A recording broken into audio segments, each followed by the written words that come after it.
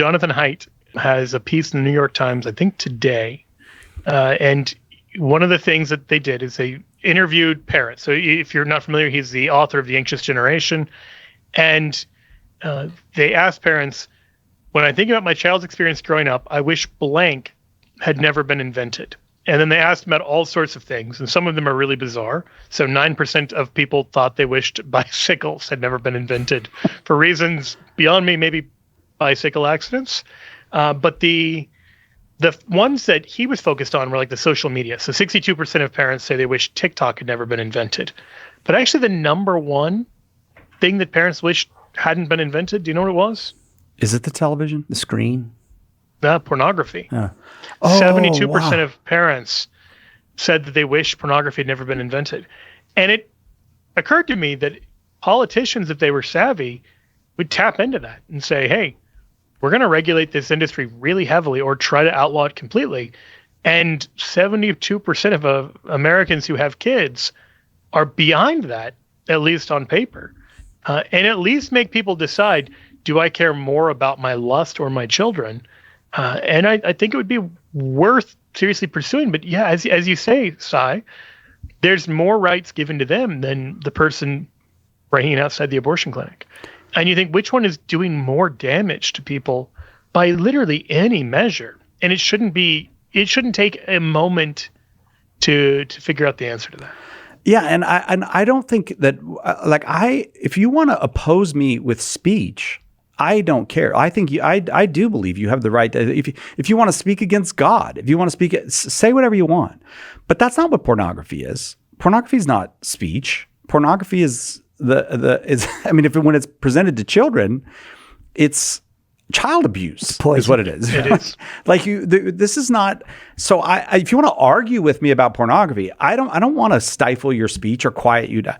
I don't want pornography to be anywhere. It's abuse from beginning to end.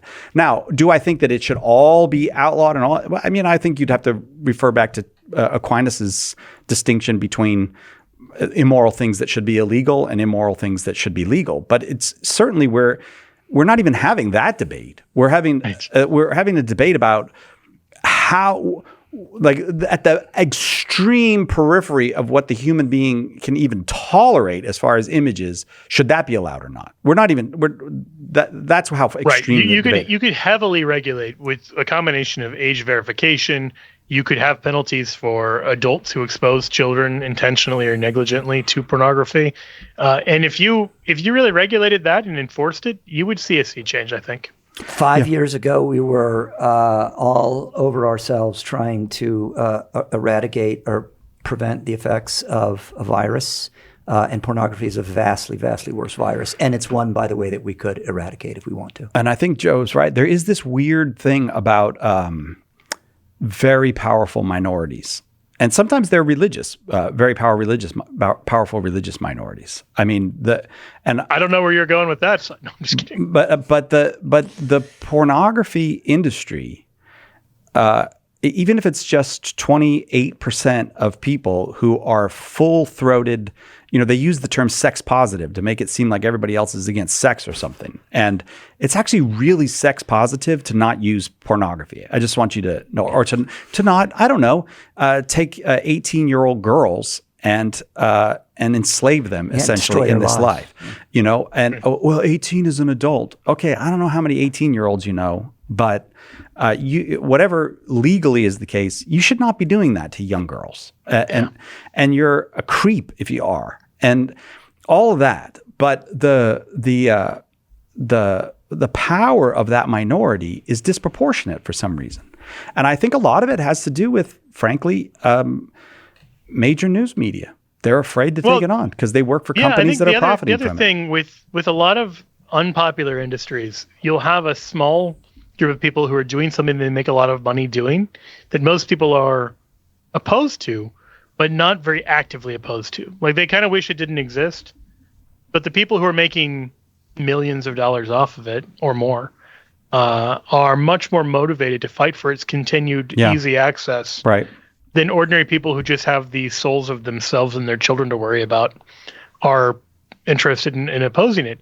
And so that's kind of on us. Like if we were as motivated and organized to fight against it as the people who want it are in favor of fighting for it, feckless politicians would give in, not out of any principle. Oh yeah, but just politicians, because that's where the winds are going. Right. People talk about how corrupt politicians are. That's because human beings are corrupt and weak, and all. Right. You have to make them do the stuff that you want. But I do think too, though, there's a secret sauce that that's in the mix here, and that is that every modern human being, and maybe all human beings through all time, are terrified of people rolling their eyes at them.